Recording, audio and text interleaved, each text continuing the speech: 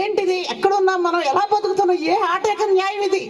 ఒక మనిషి ఇంకొక మనిషిని గండ్రగొట్టళ్ళు, కొడవళ్ళు, చేతికి ఏదైనా ఆయుధాలు, సరుగుడు బరుదులు పట్టుకుని వెంటాడి మనిషిని మృగాల్లాగా వేటాడి పశువుల్లో, కోళ్ళలో చంపేసినట్టు చంపేస్తూ ఉంటే అది వార్తగా ప్రచారం అవుతుంటే ప్రాంతీయ వార్తల్లో రక్తం మరగకుండా మానవత్వం ఏ మనిషి అయినా ఉండగలడా?